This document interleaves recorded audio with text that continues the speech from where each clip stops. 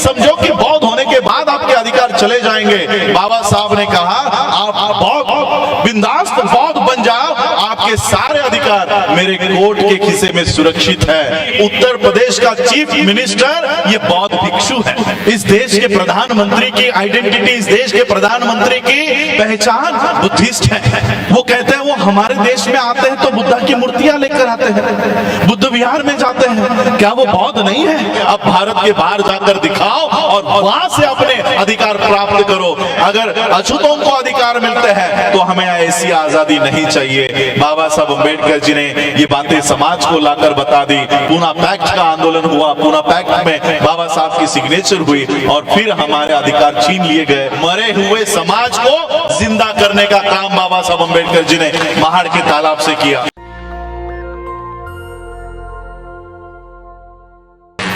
आज अशोका विजयादशमी के अवसर पर डॉक्टर बाबा साहब अम्बेडकर जी ने 56 साल पहले नागपुर के दीक्षा भूमि में बौद्ध धर्म की दीक्षा ली और दूसरे दिन बाबा साहब अम्बेडकर जी ने अपना ऐतिहासिक भाषण किया। जिस दिन बाबा साहब अम्बेडकर जी ने बौद्ध धर्म की दीक्षा ली उस दिन 14 अक्टूबर ये तिथि थी, तारीख थी। अशोका विजयादशमी के अवसर पर बाबा साहब ने ये बौद्ध धर्म की दीक्षा प्राप्त की। बाबा साहब अम्बेडकर जी से उस समय एक सवाल पूछा गया था। वहां के पत्रकार बाबा साहब अम्बेडकर जी से मिले और बाबा साहब से पूछा कि बाबा साहब आपने 1935 में घोषणा की कि मैं हिंदू परिवार में जन्म मेरा हुआ, ये मेरे हाथ में नहीं था, ये मेरे बस में नहीं था, लेकिन मैं हिंदू मरूंगा नहीं। ये 1935 में आपने घोषणा की और 1956 में आप बौद्ध धर्म को अपना रहे हो, तो इतना देर इतनी अवधि अपने बौद्ध धर्म को अपनाने के लिए क्यों लगाई? ये सवाल उन पत्रकारों ने बाबा साहब से पूछा। बाबा साहब अम्बेडकर जी ने जवाब दिया कि ये जो धम्म का काम है वो इतना आसान नहीं है। इस देश के लोगों को बौद्ध धर्म की ओर लेकर आना इतना आसान काम नहीं है। और आज मैं जब बाबा साहब अम्बेडकर जी के विषय पर पीएचडी कर रहा हूं, तब बाबा साहब अम्बेडकर जी ने इस देश के लोगों को किस तरह से बौद्ध धर्म के ऊपर, बौद्ध धर्म के मार्ग पर लेकर आए, ये संक्षिप्त में आप लोगों को बताना चाहता हूं। आज आप लोग यहाँ पर बौद्ध धर्म अपनाने के लिए आए हो। कुछ लोग तो ऑलरेडी बौद्ध होंगे, कोई लोग बाबा साहब को तो मानते हैं लेकिन बुद्धिज्म को नहीं मानते। तो बाबा साहब अम्बेडकर जी ने हम लोगों को उनके जीवन का कंक्लूजन, संघर्ष बाबा साहब ने बुद्ध क्यों दिए, जबकि बाबा साहब अम्बेडकर जी को धर्मांतर करने के लिए सिखों का बहुत बड़ा न्योता था। यहां तक कि बाबा साहब अम्बेडकर जी की सोने के पालकी से यात्रा बाबा साहब अम्बेडकर जी ने की भारत के सिखों ने निकाली थी कि बाबा साहब आप हमारा धर्म अपनाइए, हमारा धर्म अपनाइए। बाबा साहब को क्रिश्चियन धर्म मिशनरी ने बाबा साहब को आह्वान किया कि बाबा साहब आप क्रिश्चियन धर्म में आइए।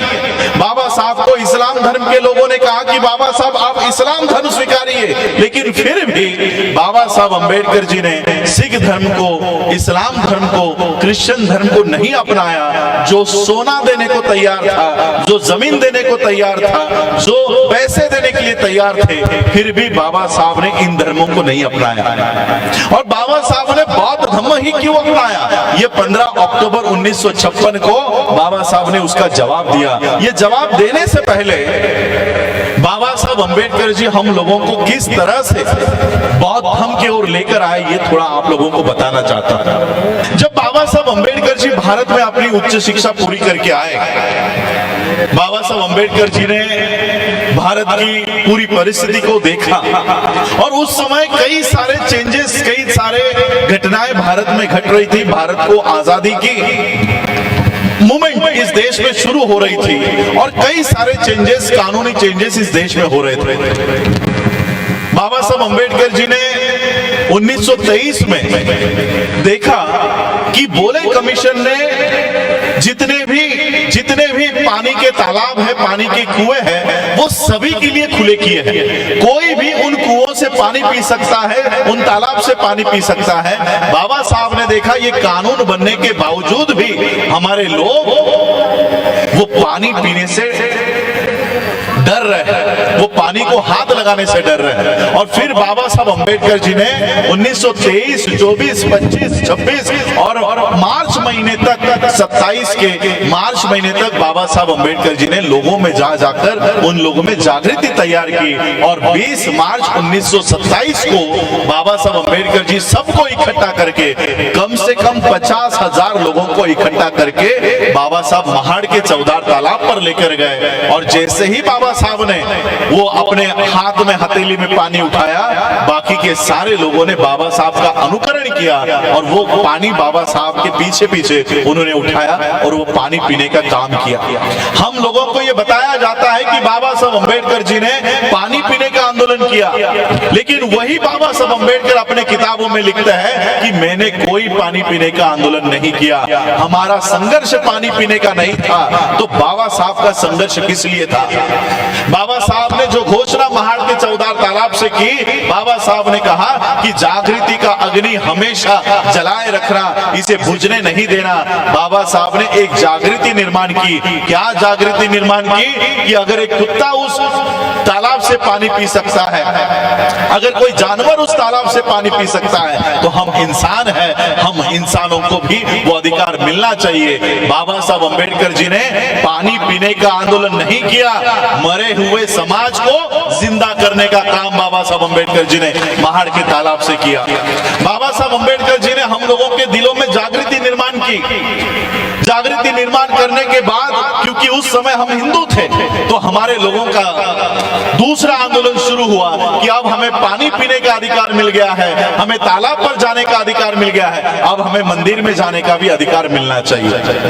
बाबा साहब ने कहा ठीक है, तुम्हें मंदिरों में जाना है। 2 मार्च 1930 को बाबा साहब अंबेडकर जी ने फिर से हजारों लोगों को इकट्ठा किया और महाराष्ट्र के नासिक जिले में कालाराम मंदिर के एंट्री का बाबा साहब अंबेडकर जी ने मूवमेंट खड़ा किया।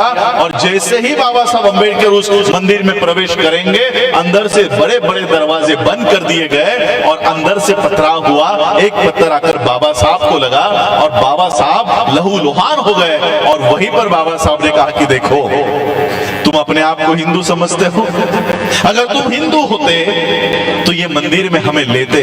बाबा साहब अंबेडकर जी ने धीरे धीरे लोगों के दिलों में ये सवाल पैदा कर दिया कि अगर हम भी हिंदू हैं, वो भी हिंदू है, तो फिर वो हमें मंदिर में क्यों नहीं लेते, हमें मंदिर में क्यों नहीं लेते। 1930 का भी आंदोलन पूरा हुआ।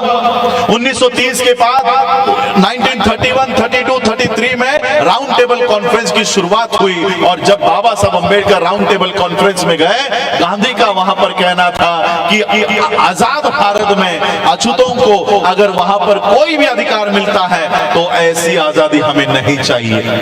गांधी का ऑफिशियल स्टेटमेंट है कि आजाद भारत में अगर अछूतों को अधिकार मिलते हैं तो हमें ऐसी आजादी नहीं चाहिए। बाबा साहब अंबेडकर जी ने ये बातें समाज को लाकर बता दी। पूना पैक्ट का आंदोलन हुआ। पूना पैक्ट में बाबा साहब की सिग्नेचर हुई और फिर हमारे अधिकार छीन लिए गए। यानी जो लोग हमें हरिजन कहा करते थे, हिंदू कहा करते थे, वही हम लोगों को अधिकार देने को तैयार नहीं थे। और फिर इस देश का संविधान लिखने की जब तैयारी शुरू हुई, बाबा साहब अंबेडकर संविधान सभा में गए, कितना संघर्ष हुआ वो हम सब जानते हैं। और जब बाबा साहब अंबेडकर संविधान सभा में गए, बाबा साहब ने सिर्फ भारत का ही नहीं, पूरे दुनिया का, पूरे विश्व का सबसे बढ़िया संविधान बाबा साहब ने इस देश को निर्माण करके दिया।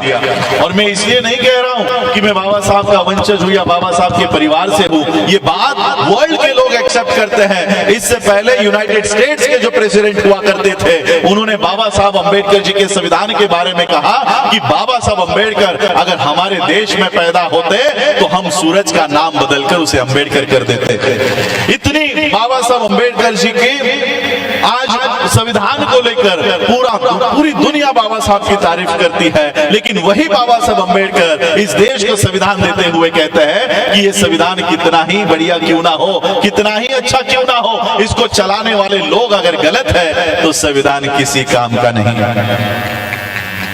यूनाइटेड स्टेट का प्रेसिडेंट नेल्सन मंडेला, नेपाल के लोग बाबा साहब के संविधान को रेफर करते हैं, बाबा साहब के संविधान की तारीफ करते हैं, लेकिन वही बाबा साहब कहते हैं कि संविधान चलाने वाले लोग अगर गलत हो तो संविधान किसी काम का नहीं। बाबा साहब को पता चल चुका था कि संविधान मैंने सबसे बढ़िया बनाया है, लेकिन जिनके हाथों में दे रहा हूं वो नालायक है, वो देश को संविधान पर नहीं चलाएंगे, देश को संविधान पर नहीं चलाएंगे। बाबा साहब अम्बेडकर जी को पूछा गया, बाबा साहब अम्बेडकर जी के ऊपर आरोप लगाया जाता है कि बाबा साहब अम्बेडकर जी ने भारत का संविधान फ्रेंच रिवॉल्यूशन से, फ्रांस से उठाया है, वहां से कॉपी किया है। बाबा साहब को यह सवाल पूछा गया, बाबा साहब ने कहा मैंने भारत का संविधान किसी फ्रेंच रिवॉल्यूशन से नहीं उठाया, मैंने भारत का संविधान बुद्ध के अनुसार तैयार किया है, बुद्ध के संदेश पर, बुद्ध के धम्म के अनुसार तैयार किया है। इसका प्रीएम्बल कभी पढ़ लो।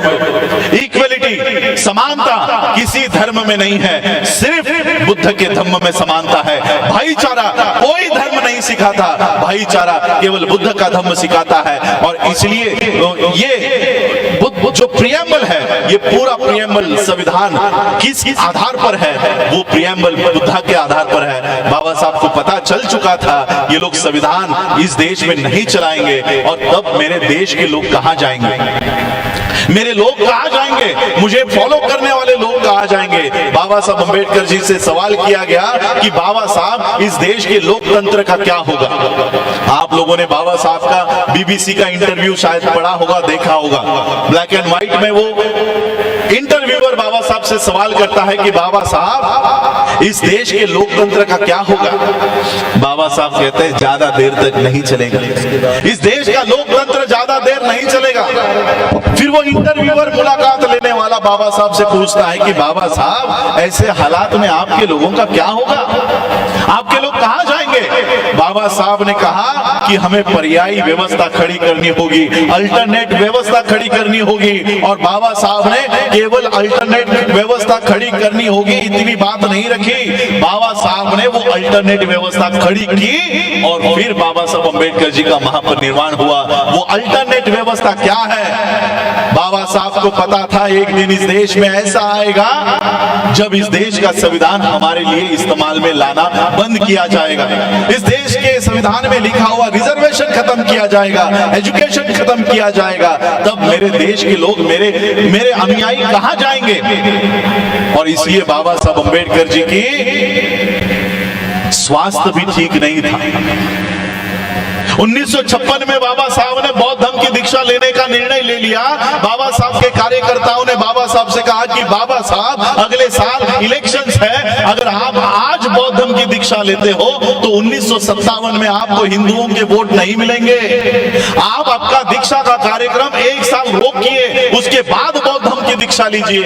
बाबा साहब ने कहा तुम लोगों में से कोई भी अगर मेरे साथ नहीं आया, मुझे किसी की जरूरत नहीं है, मैं अकेला जाकर बुद्ध की शरण में जाऊंगा, मैं अकेला जाऊंगा।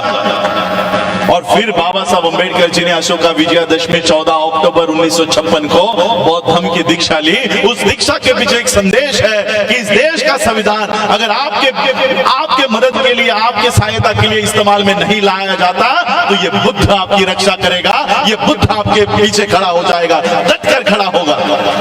हम आज भी बाबा साहब के आदेश और संदेश को हम जान नहीं पाए हैं। आज भी जैसे हमारे भंडारी साहब ने कहा, हमारे बुद्धिस्ट सोसाइटी ऑफ इंडिया के दिल्ली स्टेट प्रेसिडेंट है, हमारे लोगों की चिंता क्या है, बौद्ध धर्म अपना लिया तो हमारा रिजर्वेशन चला जाएगा, हमें रिजर्वेशन नहीं मिलेगा।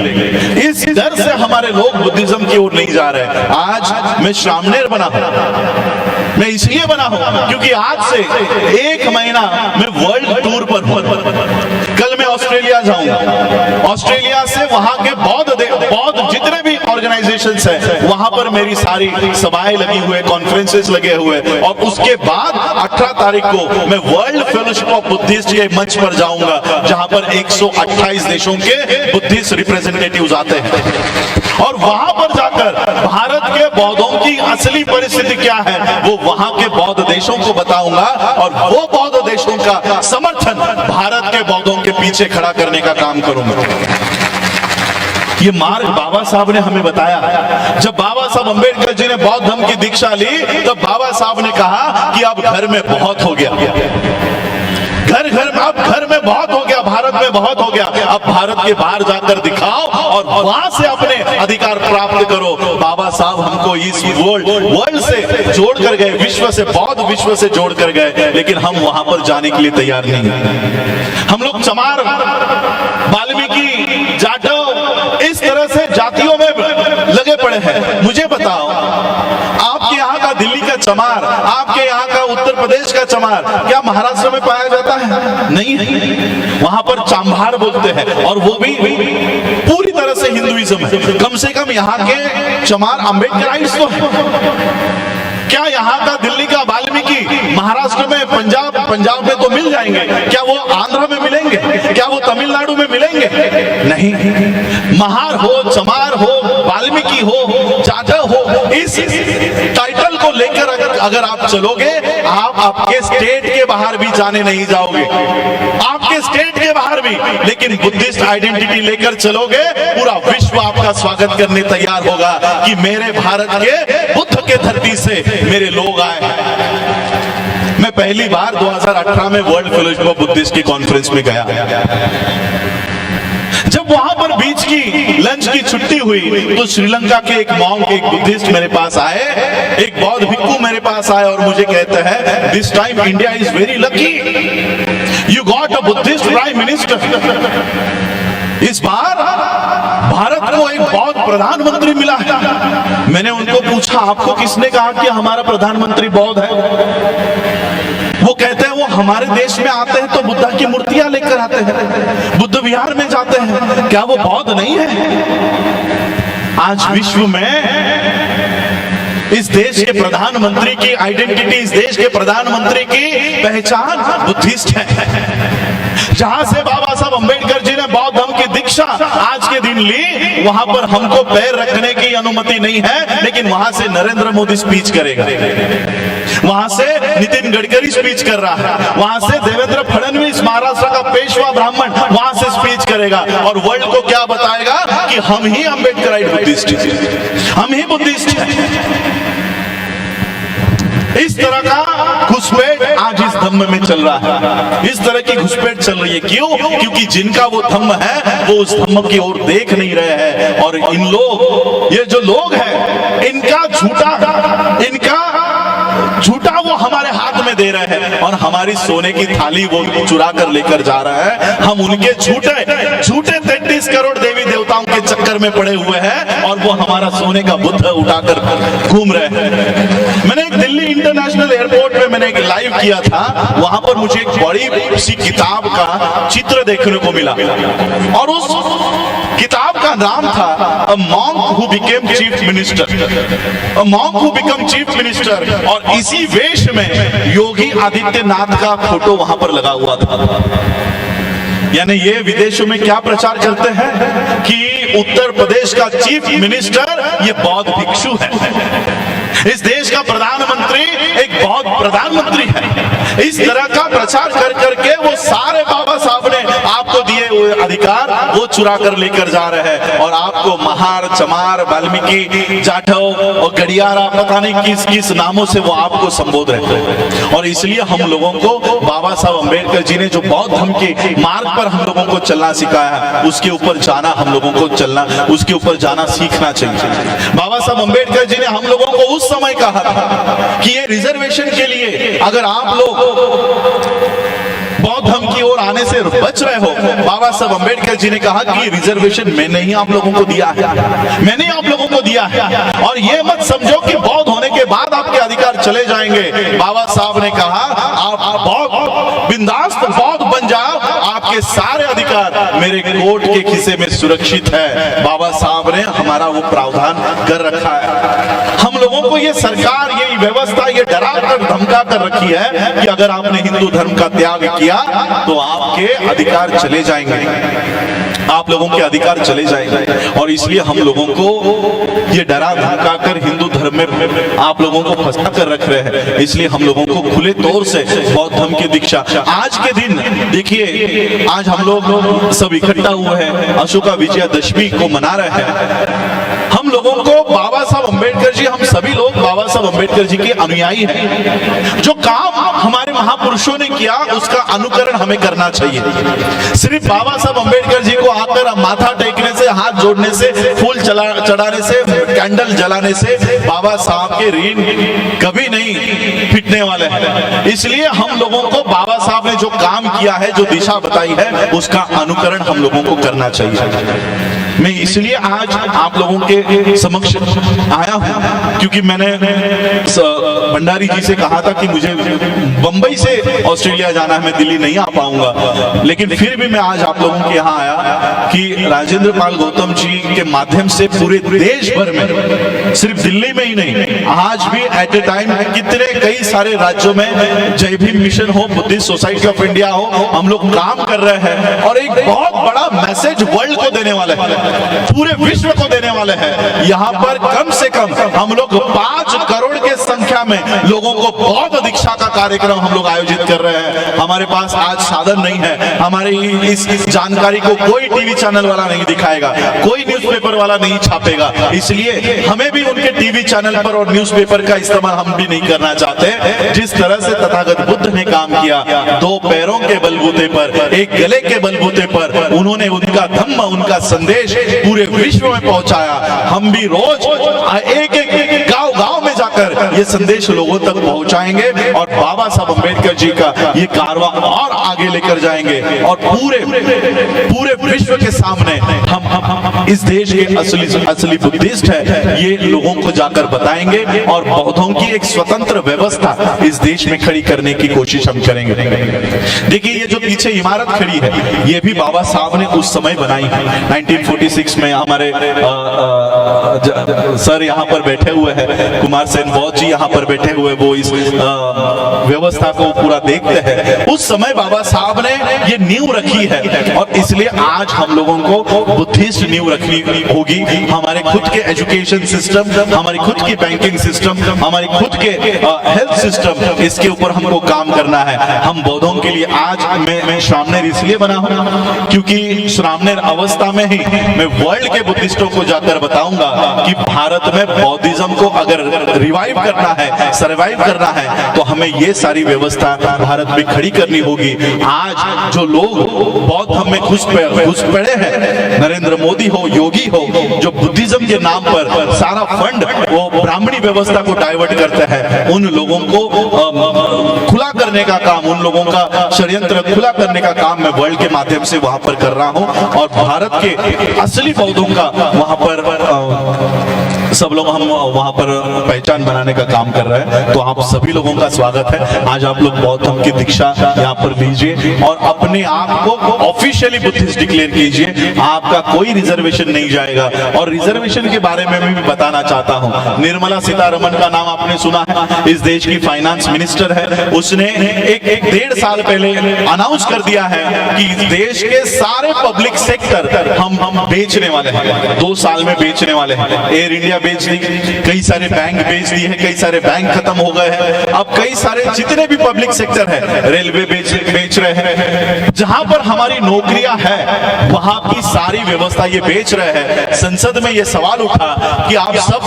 पब्लिक सेक्टर बेचने वाले हो तो रिजर्वेशन प्राइवेट सेक्टर में मिलेगा या नहीं। संसद ने क्लियर किया कि प्राइवेट सेक्टर में रिजर्वेशन नहीं मिलेगा, यानी पब्लिक सेक्टर खत्म, प्राइवेट सेक्टर में रिजर्वेशन नहीं। अब जिस रिजर्वेशन के लिए आप जातियों को छोड़ने को तैयार नहीं थे, अब वो नौकरियां ही नहीं बची। अब आपके पास कोई दूसरा मार्ग नहीं है। जातिगत आरक्षण लेने के बजाय बौद्ध धर्म के माध्यम से अल्पसंख्यकों के लिए जो आरक्षण है वहां पर आप लोग आइए और गर्व से अपने आप को बुद्धिस्ट कहकर वो अधिकार आपके प्राप्त कीजिए। इतना बड़ा अधिकार बाबा साहब हमको देकर गए, उस मार्ग पर हम लोगों को चलना चाहिए। और इसलिए बाबा साहब ने हमें 128 देशों से जोड़ रखा है। एक दिन इस देश में ऐसा आएगा कि राजस्थान हो, हरियाणा हो, उत्तर प्रदेश हो, दिल्ली हो, हमारे किसी भी मनीषा के ऊपर, हमारे किसी भी बच्चे के ऊपर अगर अन्याय हो, अत्याचार हो, तो इस देश का प्रधानमंत्री नहीं,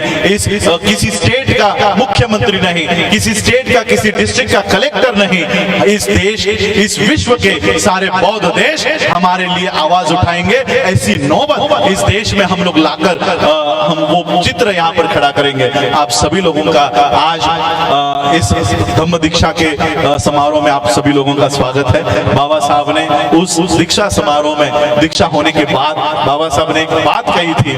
बाबा साहब ने कहा, आज बाबा साहब ने मराठी में कहा था कि आज माझी नरकातून सुटका झाली, यानी आज मैं नरक से बाहर आया, ऐसे मुझे लग रहा है। बाबा साहब ने जब बौद्ध धर्म की दीक्षा ली तो बाबा साहब ने ये उद्गार निकाले कि आज मैं नरक को छोड़कर बाहर आ रहा हूँ। हिंदू धर्म या ब्राह्मण धर्म ये नरक के समान है। नरक की कॉन्सेप्ट बुद्धिज्म में नहीं होती, स्वर्ग की कॉन्सेप्ट नहीं होती, लेकिन अगर नरक कहीं होता, कैसे होता, तो वो ब्राह्मण धर्म के समान होता।